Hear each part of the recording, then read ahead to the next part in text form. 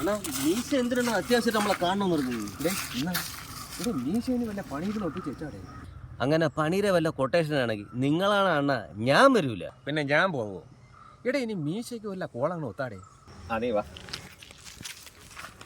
അണ്ണാ, വല്ല കോള് ഒത്താൻ എനിക്ക് മട്ടൻ ബിരിയാണി വരും. എടാ പൊട്ട, മട്ടൻ നിന്നാ കൊളസ്ട്രോൾ പിടിക്കില്ലടാ. എടാ ബീഫ് അല്ലേ നല്ലത്, ആരോഗ്യം നല്ല തണുപ്പ് അല്ലടാ.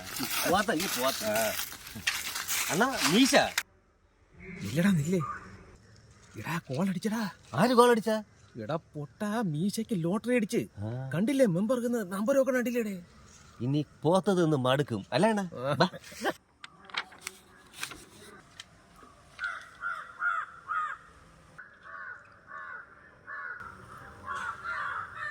നമ്പർ അടിച്ചാ അതിന് നേരം വിളിക്കണ്ടേ? സാധനം എടുത്തു. ഈ സാധനത്തിന്റെ കാര്യമല്ല, മീശയ്ക്ക് ലോട്ടറി അടിച്ചാന്ന് നോക്കായി. ഇതേ വോട്ടേഴ്സ് ലിസ്റ്റ്, ഒരാളുടെ പേര് നോക്കുകയാണ്. നീ അങ്ങോട്ട് മാറിയില്ലേ? വിശേഷങ്ങളൊക്കെ ഞാൻ പറയാം. ഇതാരെന്നറിയാമോ?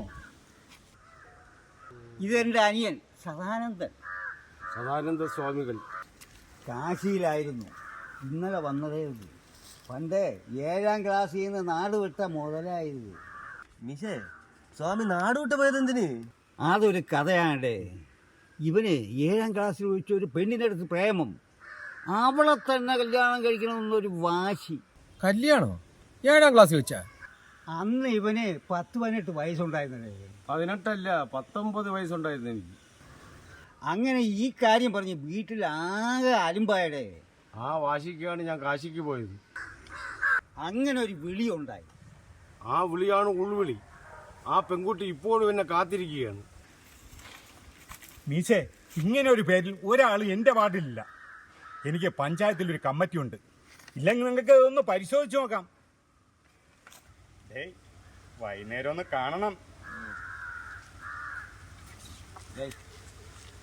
നിങ്ങൾ വേദിക്കാൻ ഇവനെ ഒന്ന് സഹായിക്കണം. ഇവൻ പറഞ്ഞ എലിക വെച്ച് പറയണമെങ്കിൽ നിങ്ങളെ ഏരിയയിലാണ് ആ കുട്ടിയുടെ താമസം. കുട്ടിയുടെ അച്ഛൻ മന്ത്രവാദിയാണ്. സഹോദരൻ 9ാം ക്ലാസ്സിൽ പഠിക്കുന്നു.